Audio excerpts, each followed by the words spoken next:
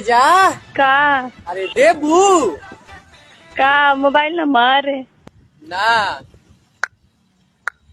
आज हम बात करे वाला बानी के भोजपुरी सिंगर के बारे में ना। आज हम बात करे में एक वायरल गर्ल रंजीता के बारे में, जो अभी हाल फिलहाल में इनकर वीडियो वायरल भइल रहलक। जो वीडियो में गाना रहलक जाता रह तो जाए पिया ठीक से कमाई है आ कोनो सौतिनिया से दिल ना लगई है। गाना के टाइटल रहलक जाता रह लंदन। ई गाना इतना वायरल भइल इनका रील्स बनाला से, और इनकर रील भी बहुत ज्यादा वायरल भइल। और ई बोलत तानी कि हम अश्लील रील ना बनावे नहीं तो सबसे पहले रूनी अही देखी का हो डार्लिंग, का एक दिन देतू तो बहुत मजा आई। का हो ये घोप घोप आ इतने ना भैया, एक बेर आवरी हई देखी इहो बा।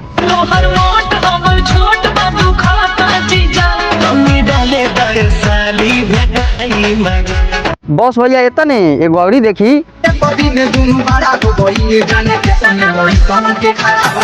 इनकर इस रील देख के हमरा मन में एकेगो विचार आयल है कि दुनिया में दुख मिल जाए हजार, लेकिन मेहरारू साला ना मिले छिनार।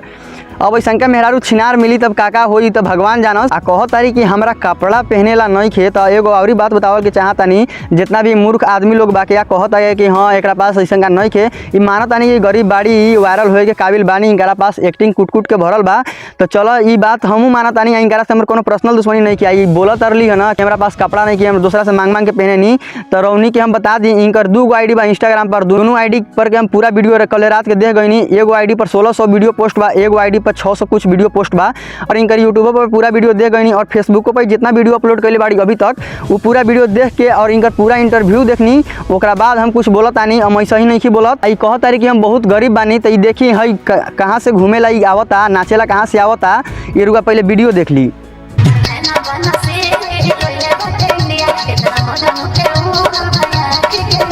इंदिरा आवास मिल के इनकर घर बनल बाके। इनकर मम्मी भी बोलता नहीं तो पहले यो वीडियो रुआ देख ली। तो घर नहीं आप लोग का मतलब इंदिरा आवास जो होता है, मतलब ये कुछ भी नहीं मिला आप लोग का? नहीं तो कॉलोनी मिले तो एक कमरा लगे। भैया एगो और बात बस सोचे वाला कि जब खाना खाएला पैसा नहीं के, सब्जी खरीदेला पैसा नहीं खे, तो ई घूमेला डांस करेला पैसा कहाँ से आवता। इनकर पापा कहता रहे 8 साल से वीडियो बनावत तारी, तो 8 साल से 239 रुपया के रिचार्ज कहाँ से आवता है। तो ये जानिए ये बात पर हम कुछ प्रतिक्रिया नहीं देवे के चाहत। समझ रहे हो, समझ रहे हो ना। इनका पापा बोलता रहे कि ये 8 साल से वीडियो बनावत तारी, तो 8 साल यानी 2017 से ही वीडियो बनावत तानी।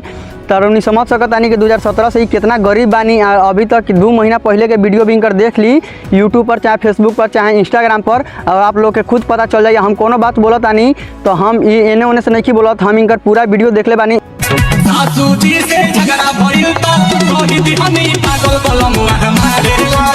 ये हमू बतावे चाहते नहीं लोग के सही बात बा के तोरा पास तरीका दुख बा के, लेकिन जितना तू इंस्टाग्राम पर और रील पर आके बतावत आरू उतना तोरा पास दुख नहीं खे।